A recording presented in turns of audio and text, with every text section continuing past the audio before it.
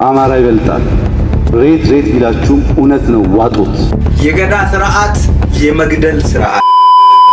ሰላም ውድ የዩቲዩብ ተመልካቾቼ፣ ዛሬም ደግሞ በዩቲዩብ ቪዲዮ ወደ እናንተ ተመልሼ መጥቻለሁ። ሁሌም እንደምታደርጉት ይህ ቪዲዮ የመረጃ ለብዙ ሰዎች እንዲደርስ ላይክ እና ሼር በማድረግ ልጀምሩ ስለበሉ እግዚአብሔር ስም ጠይቃለሁ። ወቅታዊና አዲስ መረጃ ሀገራችን ኢትዮጵያን ተዋህዶ ሃይማኖታችን በተመለከተ ዛሬም ወቅታዊና አዲስ መረጃዎችን ወደ እናንተ እናደርሳችንን ጨርሰን መተናል። እንደምናደራችሁ እንደምናላችሁ እንደምናመሻችሁ በያላችሁበት ሰዓት አቆጣጠር አሜን። አምላካችን የልዑል እግዚአብሔር ስም የተመሰገነ ይሁን። እንግዲህ ወቅታዊና ሰበር በተባሉ መረጃዎች ተመልሰን መተናል። ጠቅላዩ የሚያስተላልፉት መልእክት አለ። አንድ አባት ደግሞ መተው የገዳ ስርዓት ገዳይ ነው፣ የገዳ ስርዓት መፍረስ አለበትም ሲሉ ተደምጧል ማለት ነው። ዘመድኩንም ለኦሮሚያ ሕዝብ ያስተላለፈው ጥብቅ የተባለ መልእክት አለ። እንደዚሁም አርሲ ላይ ስለሚገደሉ ኦርቶዶክሳውያን ባለማተቦች አባቶቻችን የተለያየ መልእክትን አስተላልፏል። እስከመጨረሻው ድረስ ላይክ ሰብስክራይብ ያደረጋችሁ እንድትከታተሉ በልዑል እግዚአብሔር ስም ጠየቅን። ከቪዲዮ ባለ ሐሳብ እንሰጥበት ይሆናል። ወደ ቪዲዮ። የአርሲ ክርስቲያኖች በዚህ ሰዓት እንዴት አምሽተው ይሆን? መከራ ውስጥ ያሉ ወገኖቻችን የሚደርስላቸው ያጡ፣ ካህናቱም ስራ በዛባቸው ወንድሞቻቸውን ሲቀብሩ ይውላሉ። በየቀኑ የሬሳ ድርድር ቲክቶክ ላይ ዩቲዩብ ላይ ማየት ለምደነዋል። እግዚአብሔር በመቅደሱ ላይ ፊቱን ያብራ። ያኔ ዳንኤል ከክርስቶስ ልደት በፊት 590ዎቹ ዓመተ ዓለም አካባቢ የተናገረው ቃል ዛሬም በእኛ መቅደስ እየተፈጸመ ያለ ይመስላል። ዘመኑ እስራኤላውያን ከበደልና ከኃጢአታቸው ብዛት የተነሳ ወደ ባቢሎን የተማረኩበት በናቡከደነጾር እጅ የወደቁበት ዘመን ነበር። ያለመታዘዛችን ውጤት ነው መርዶ እየሰማን እንድንውል የሚያደርገን። ትልቁ መልእክት ይትክበሩ ቤተ አቡየ ቤተ መስያት ነው። ራሳችንን ካስተካከል እግዚአብሔርን እንደ ዳንኤል ልንለምነው እንችላለን። አሁን አምኖ የሚጸጸት ሰው ስለጠፋ ቤተ ክርስቲያኑ ልቀን በፍርስራሽ ታሪክ ውስጥ አለች። በገዛ ደሙ የዋጃት መቅደስ በክብር መቆም አቅቷታል። የአዲስ ኪዳን ደም የፈሰሰላት መቅደስ አሁንም የሰዎችን ደም ማፍሰስ አላቆመችም። ደጇ ላይ የንጹሃን ደም እየፈሰሰ ይገኛል። እግዚአብሔር ፍትህን ከሰማይ ለሁላችንም ይላክልን። ይሄ ሁሉ ምናልባት አንደኛው መነሻዎች እኛስ ብንሆን የምንናገረው ንግግርና የምንኖረው ኑሮ ለእግዚአብሔር ያልተመቸ መስመራችን ለክፉዎች አሳልፎ ሰጥቶናል። እግዚአብሔር ፊቱን በሁላችንም ላይ ያብራ። እስራኤል ለእግዚአብሔር አልታዘዝ አሉ ይላል። እምቢ አሉ። በደላቸው በዛ፣ ኃጢአታቸው በዛ። መስመሩን ሳቱት። እግዚአብሔርን ከጣዖቶቻቸው በታች አደረጉት። ለእግዚአብሔር የሚገባውን ክብር ከለከሉት። በዝናብ አብቅሎ በፀሐይ አብስሎ እየመገባቸው እነሱ ግን ለቀረጹት ድንጋይ ወደ ማምለክ አዘነበሉ። ወደ ሥጋ ፈቃዳቸው ፊታቸውን መለሱ። ለእግዚአብሔር የሚታዘዝ መልካም ሰው ጠፋ። አልቦ ዘይገብር አለ ሰናይት።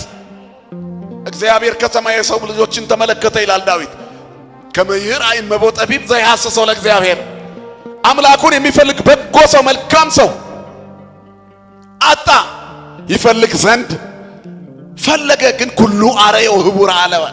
ሁሉ በደለ፣ ሁሉ ረከሰ። እግዚአብሔር ሰው ፈልጎ አጣ። አልቦ ዘይገብር አለ ሰናይት። በጎ ነገርን የሚያደርግ አጠፍ አንድ ሰው አጣ ይላል።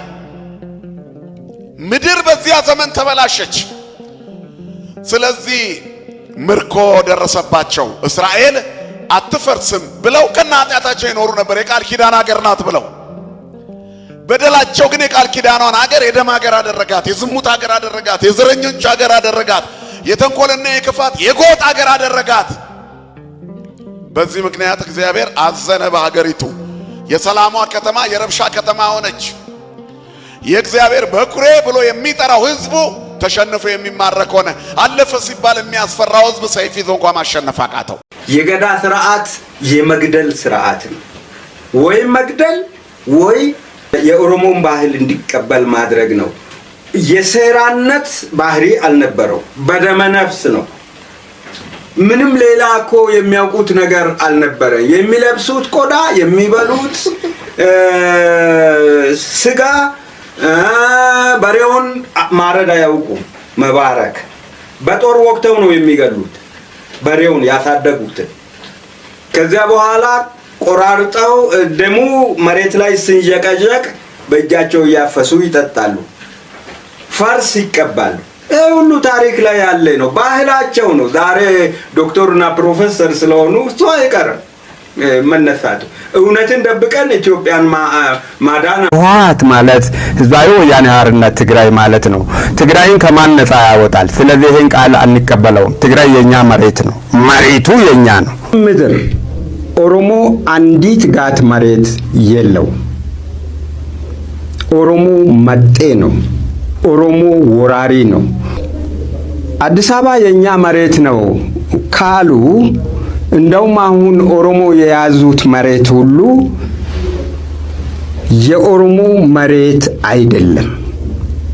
ፍርጥም ባለ ቋንቋ ልናገር፣ ኦሮሞ ብዙ የኢትዮጵያ ህዳጣን ጎሳዎችን ውጦ አጥፍቶ እንዳልነበሩ አድርጎ መሬታቸውን ወስዶ እንደዚህ ተንሰራፍቷል። አይ ኦሮሞ አማራ ይበልጣል። ሬት ቢላችሁም እውነት ነው፣ ዋጡት። የኦሮሞ የበላይነት እየመጣ አይደለም ወይ ላልሽው ኦሮሞዎችም ይሰማሉ በኋላ በሚዲያ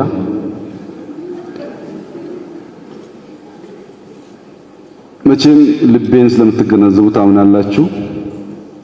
ኢትዮጵያ ውስጥ እኔ ከመጣው በኋላ ኦሮሞ 1% አንድ አይደለም 0.1% ተጨማሪ ነገር ወስዶ ከሆነ እኔ በ24 ሰዓት ለቅላቸዋለሁ። ችግር የለውም። ይነገራል። ትክክለኛውን ዳታ እዚህ ብናገር ነገ ደግሞ ችግር ዳታ ስለሚያመጣብኝ ግን እመኑ፣ ውሸት ነው። ሚኒስተር ዴታም አማራ በዘመን መካከል ባለፉት 30 ዓመታት አግኝቶ የማያውቀውን ነው ያገኘው እንጂ የተቀነሰበት የለም፣ በቁጥርም በጥራት። የአማራ ነው እንዴ? ናዴብሳ ማለት ታቦኒ ከና ማራቲ አማራ ነው እንዴ? ታቦት የሰጠን ናዴብሳ ግዲን ቀባቴ ሸ መጋለ ከሳ ደገሰን ሸ ሚዲያ አራላለ ታቦኒ ከና ማራቲ አንዳንዶች እንዳልኳችሁ ቀጥታ ታቦቱን ሃይማኖቱን ከአማራው ማህበረሰብ ጋር ለጥፉ። በቃ ኦርቶዶክስ ከተባለ አማራ ነው ይላሉ። ኦርቶዶክስ የአማራ ሃይማኖት አይደለችም። አማራ ግን ኦርቶዶክስ ሊሆን ይችላል፣ ደግሞም ኦርቶዶክስ ነው፣ ምንም ጥርጥር የለውም። አማራ ኦርቶዶክስ ሊሆን ይችላል፣ ኦርቶዶክስ ግን የአማራ ብቻ አይደለችም። ኦርቶዶክሲ አመንታ አማራ ቆፋሚት ኦሮሞ ተይ ኦርቶዶክሲ ተውዳፍ ወንቲ ሰዶልኩ ተኩል እንጅሩ ደገፈዳ ደርገጎን ታሌ ወለጋ ላይ የተወለደ ይኖራል፣ ሐረርጌ ላይ የተወለደ ይኖራል፣ ደብረ ብርሃን ላይ የተወለደ ይኖራል፣ ሰሜን ላይ የተወለደ ይኖራል፣ መቀሌ ላይ የተወለደ ይኖራል። የትም ተወለዱ። ግን እዚህ ስንመጣ እኛ ምኖች ነን ካላችሁ ኢትዮጵያውያን ነን። ዛሬ የአንድ ሰው ዋጋ ከዶሮ ዋጋ አንሷል። ክርስቲያኖች እየሰማችሁ ነው። እነንትና መጤ ናቸው፣ እኛ ነዋሪዎች ነን የምንልበት ዘመን ላይ አይደለም። ፋ አስትነለን ዶብራዳ ዱፈን ኑቲሞ ወረባ ቢያት በረት ጀኑ ሚቲ አንስ እስንስ እኒ ዳላቴስ እኒ ዶብራዳ ዱፌስ አዱኛ ከነገዲስ ሄደ መጋፈተው ስናመሰግን ደስ የማይላቸዋል። እነዚህ ሰዎች ከነታቦታቸው ቢጠፉ ከነመቅደሳቸው ቢጠፉ እያሉ ሞት የሚደግሱልን አሉ። እረኛስ የመቅደሳችን ጉልላት የሆነው ክርስቶስ አለ አንጠፋም። ጽዮን የተባለችው እመቤታችን የባህሪያችን መመኪያ ለቃል ርደት ለስጋ ማረግ ምክንያት የሆነችን የኔና የናንተ እመቤት አማላጃችን ትውልድ ስሟን ሳይጠራ ሲቀር እኛ ግን ስሟ በደማችን ውስጥ ከትበን ያዝራት ወላዲተ አምላክ ቅድስት ድንግል ማርያም ለኔና ለናንተ ለኦርቶዶክሳውያን ጽዮናችን ናት፣ አምባችን ናት፣ መጠጊያችን ናት፣ መሸሸጊያችን ናት፣ ማምለጫችን ናት። ክብር ምስጋና ለድንግል ማርያም ይሁንልን። ኡልፊኒፍ ገለኒ ቁልቁሌቲ ዱብሬ ማርያም ይፋተው ጽዮን ሼን አርፈፋ ዶርቤ ማርያም ይዳ አራተኛዋ ጽዮን የተባለችው እመቤታችን ናት። እምነ ጽዮን ይብልሰብ ወብእሲ ተወልደ በውስቴታ አይደል ያለ ሰው እናታችን ጽዮን ይላል። በውስጧ ሰው ተወልዷል። በአርሲ የተገደሉ ሰዎች ቁጥር ከ30 በላይ መሆኑ ተነገረ። በአርሲ ትናንትን ጨምሮ ባለፈው ሳምንት ከ30 በላይ ሰዎች በታጣቂዎች መገደላቸው እየተዘገበ ነው የሚገኘው። ይህንን የተናገሩት ቢቢሲ ያነጋገራቸው 5 የአካባቢው ሰዎችና የቤተክርስቲያን ኃላፊዎች ናቸው። ኦሮሞና የአማራ ሕዝብ በሰላም እንዳይኖሩ ጥረት የሚያደርጉ ጥቂት ግለሰቦች እዚህም እዚያም አሉ። ይህ እንዳለ ሆኖ የሀገር መከላከያ ሚኒስቴር እንዲሁም የፌዴራል ፖሊስ ከዚህ ሰዓት ጀምሮ በየትኛውም ቀጠና ህዝብን ከህዝብ በሚያጋጩ የሰው ህይወት ከሚያጠፉ እና ከሚያስጠፉ ድርጊት ውስጥ የሚሳተፉ ግለሰቦችና ቡድኖች ለህግ ፊት እንድታቀርቡ መሃል ገብታችሁም እያጋጠመ ያለውን ችግር ረገብ እንዲል ሀገራዊ እና ህገ መንግስታዊ ኃላፊነታችሁን እንድትወጡ ስራችሁን በምትሰሩበት ወቅት በተቻለ መጠን አክሳሪ እንዳይሆን አጥፊ እንዳይሆን ተጨማሪ ኪሳራ የሚያመጣ እንዳይሆን ሞያዊ ጥበባዊና በመረጃ ላይ የታከለ ስራ በመስራት ህዝብ ሳይሞት ንብረት ሳይወድም የሰው አካል ሳይጎድል ሰላም የሚወርድበትን መንገድ ለመፍጠር ሞያዊ ብቃታችሁን እንድታሳዩና ዳግም የሀገር ኩራት መሆናችሁን በተግባር እንድታረጋግጡ ከአደራ ጭምር ላሳስባችሁ ፈልጋለሁ። አማራን አጠፋለን ብሎ ሲስተም የነበሩ አያደርጉት አይችሉም። ይሄው እኮ ወንድነት እኮ አለው፣ ጀግንነት እኮ አለው። በማስፈራራት አይደለም፣ በፕሮፓጋንዳ አይደለም። ኢትዮጵያ የማንም መጫወቻ ሀገር አይደለችም። ኢትዮጵያ ለማንም አትበረከክም። የማንም ቅዥግ ተገዢዎች ሆናም አትኖርም። ማንም አይንበረካትም። ፋኖ ልዩ የተለያየ የሚያደርገው እንቅስቃሴ ሀገሩ የመጠበቅ ሊመሰገን ይገባል። ሁላችን ልንረዳው ይገባል። በቁማችን መታረድ አለብን፣ መደብደብ አለብን፣ ማለቅ አለብን፣ መጥፋት አለብን። ሀገራችን መጠበቅ አለብን። በዚህ ልክ ማስመሰሉ ግን ለምን አስፈለገ? ከዚህም በፊት እኚህ ጳጳስ የምታስታውሷቸው ከሆነ ለአርሲ ሀገር የጸጥታ ደህንነት ኃላፊ ምንም አይነት መልስ ሳይመልስ ምዕመኖቹን ሳይጠብቅ እንደዛ ምዕመናን ከታረዱ በኋላ ማን እንዳረዳቸው እንኳን ሳይታወቅ መፍትሄ ሳይሰጥ እኛ አባት የቤተ ክርስቲያን አውደ ምሕረት ላይ የጸጥታ ደህንነት ኃላፊውን እንዲህ ጋቢ ሳይለብሱት ተመልክተን ነበር።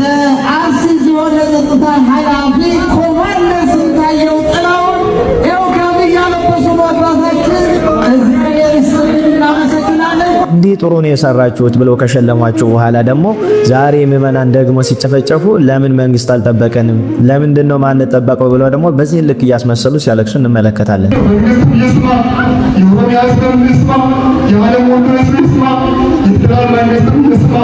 ታረድን ወድን ለምንድን ነው የምንባለው? መንግስት ለምን አይሰማን? በነገራችን ላይ እንደዚህ ጊዜ እንደዚህ ዘመን ቤተክርስቲያን በጳጳሳት የተዋረደችበት ጊዜ የለም። ጳጳስ እኮ እንዲህ እያለቀሰ ፍትህ አይጠየቅም እኮ። ብዙ የሚታዘዙት በሚሊዮን የሚቆጠሩ እኮ ህዝቦች እኮ አሉት፣ ልጆች እኮ አሉት።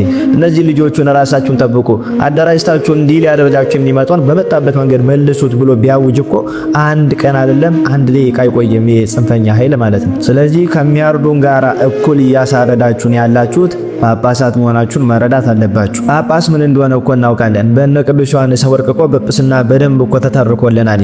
ቅዱስ ዮሐንስ አፈወርቅ እኮ ለአንዲት ደሃ ሴት መበለት ብሎ መሬቷን ንግስት ብትቀማባት ለምን የዛች ደሃ መበለት መሬት ይቀማል ብሎ ንግስቲቱን ያወገዘ ይታያችሁ። ለመሬት ብሎ ለአንዲት ደሃ መበለት ብሎ ንግስቲቱን ያወገዘ ከቅዱስ ሥጋ ከክቡር ደሙ እንዳትሳተፍ ያደረገና በዚህም ምክንያት ስቃይን ሳይፈራ ለአንዲት መበለት ያ ትልቅ ፓትርያርክ በብዙ ሀገር ተሰዶ በስቃይ ነው ያረፈ። አሁን ግን ምዕመናን ለምን መሬት ይቀማባቸዋል፣ ለምን ይወረስባቸዋል እያልን ሲሆን ለምን ምዕመናን በሀገራቸው ላይ ይጨፈጨፋሉ፣ ይሞታሉ ብሎ የሚጠይቅ ጳጳስ እንኳን ጠፍቷል። ስለዚህ ብትችሉ አሁን ያላችሁ ምዕመናን ሊያርዳችሁና ሊገላችሁን የመጣን ጠላት ዝም ብላችሁ እጃችሁን አጣጥፋችሁ አትመልከቱ።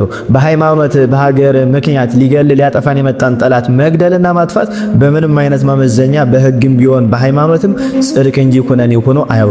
ካንተ ውስጥ የሚፈሰው ደም ጠላት ውስጥም ያለ ነው። ታጥቀ ራስን አደራጅተህ ብትጠብቅ ይፈራሃል፣ ሊነካም አይችልም። ስለዚህ ሁላችንም ዳር ዳር ከምንል እንደዚህ ፍትህ እንደዚህ ሆነ አባቶች ደረሱልን እያልን ከምናስመስል እውነታውን እንደዚህ በግልጽ ተነጋግረን ምዕመናን ራሳቸውን አደራጅተው እንዲጠብቁና የመጣውን ጠላት በመጣበት መንገድ እንዲመልሱ የሞራልና የስነ ልቦና ትምህርት ልንሰጣቸው ይገባል። ያለቀሳችሁ ህዝቡን ለፍሱስ አታድርጉት። ምዕመኑ ጀግና ነው። ምዕመኑ ራሱን መጠበቅና ራሱን አደራጅቶ ይህን ጠላት መመልከት አያቅተው። ስለዚህ አሁን ስለምንም ፖለቲካ አይደለም የምናወራው፣ ግን ስለሚታረዱ ክርስቲያኖች ራሳችንን አደራጅተን ቤተክርስቲያናችንን ከነዚህ ጽንፈኛ ኃይሎች መጠበቅ እንዳለብን መልእክት ለማስተላለፍ ያለው ነው። አሁን እነሱ በተራቸው የሚያደርጉት ያኔ ትግሬ ኦሮሞውንም አማራውንም እስር ቤት ከታ ታሰቃይ ነበር። አሁን ኦሮሞ አማራን ብቻ እየመረጠ የአማራን ኤሊቶች፣ የአማራን አዋቂዎች፣ የአማራን ፖለቲከኞች፣ የአማራን ምሁራን እነ ክርስቲያን ታደለ በሉት እነ ዮሐንስ በኋላ በሉት ጋዜጠኞቹን በሏቸው መርጦ አስገብቷል። የኦሮሞ ህዝብ አደረገው ወይ? በኦሮሞ ህዝብ ስም ነው። ይህን የሚያደርጉት ምኖች ናቸው? ግማሾቹ የኦሮሞ ፖለቲካ ስልጣን የያዙ በኦሮሞ ስም ስልጣን የያዙ ግን በብሔር በነገድ ማንነት ኦሮሞ ያልሆኑ ሰዎች ናቸው። አማራን ማሰቃየት አማራን እንትን ማለት ተፈሪነት ያመጣል። ሌሎች ብሔሮች ጉራጌ ሲያይ ይሸማቀቃል፣ ወላይታ ሲያይ ይሸማቀቃል፣ ሲዳማ ሲያይ ይሸማቀቃል። አማራን እንደዚህ ያደረጉ እኛንማ ብሎ ይሸማቀቃል በሚል እቺን ካልኩሌሽን ሰርተው የአማራ ቄስ ሲያዩ ያርዳሉ፣ የአማራ ሼክ ሲያዩ ያርዳሉ፣ የአማራ ፖለቲከኛ ሲያዩ ይገላሉ፣ ያፍናሉ፣ ያግታሉ። እስር ቤቱን ጭንቅንቅ አድርገውታል።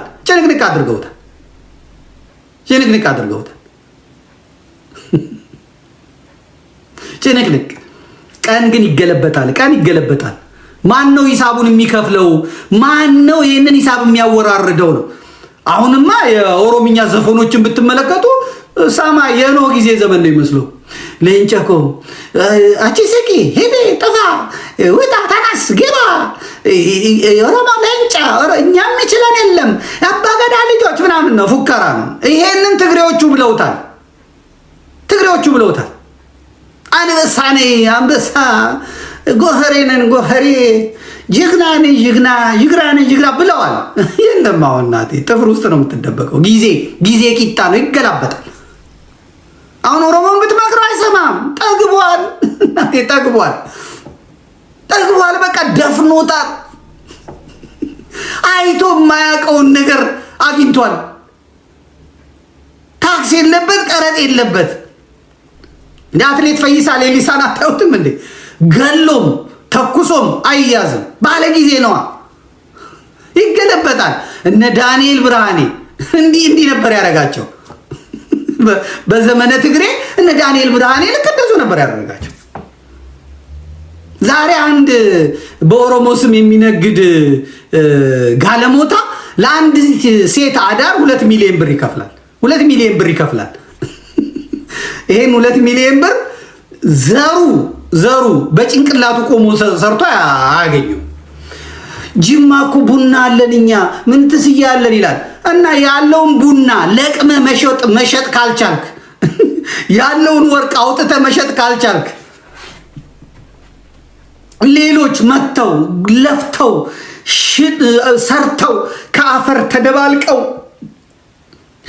ቡናውን አለምልመው ወርቁን ቆፍረው እህሉን አምርተው ከብቱን አርብተው ምድሪቷ እግዚአብሔር የሰጣቸውን በትዕግስት ጠብቀው ሲመጡ እኔ ምድር ላይ እኮ ነው ይሄንን ያገኘኸው፣ ቡና እኮ ጅማ ነው፣ ቡና እንትና ነው፣ ጥፋ ልቀቅ፣ እኔ ነኝ የምሰራው። ቢሰጥህም አትሰራውም። ደግሞ አትሰራው። ጸጋ ያስፈልጋል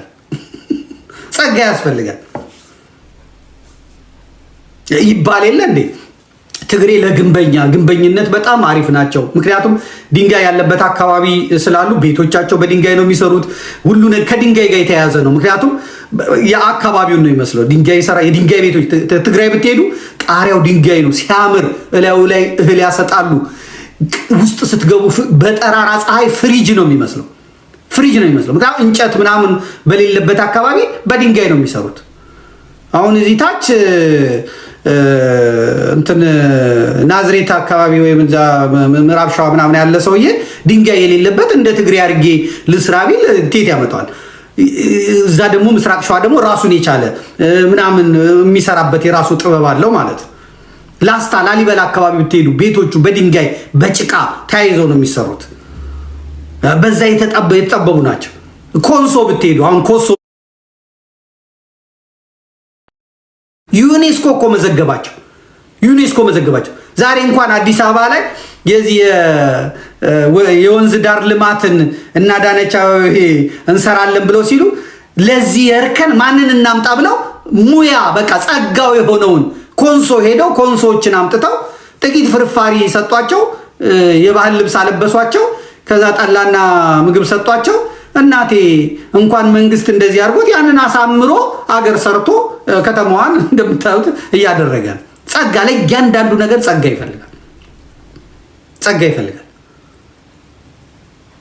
ኦሮሞ ደግሞ ከብት በማርባት ኦሮሞ በእርሻው አንዳንዱ ደግሞ ወለጋ ምናምን አካባቢ ያለው ኦሮሞ ደግሞ ጂኒየስ ነው፣ ይማራል፣ አውሮፕላን በማብረሩ በሳይንቲስቱ በምኑ ይሰራል።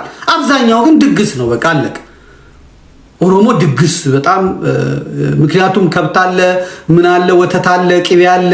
ስለዚህ ምንም መቆፈር ምናምን ስንዴ ምናምን አያስፈልግም። ከበረቱ አንዱን ስቦ ሸክ አድርጎ ጥበስ ነው፣ ቀቅል ነው፣ ጋጥ ነው፣ በቃ አለቀ። ድግስ ነው። ለዚህ ነው አሁን የኦሮሞ መንግስት አይታችሁት እንደሆነ አሁን እና ዳነች አበቤ የነ ሽመልስ ስታዩ ለሳምንታዊ ስብሰባ በቃ በጀቱ ይበጀታል። በዚህ በኩል ገንፎ፣ በዚህ በኩል ዳቦ፣ በዚህ በኩል ቄጤማ፣ በዚህ በኩል ጠላ፣ በቃ ድግስ ነው። 8 ዓመት ሙሉ ድግስ ነው፣ አለቀ።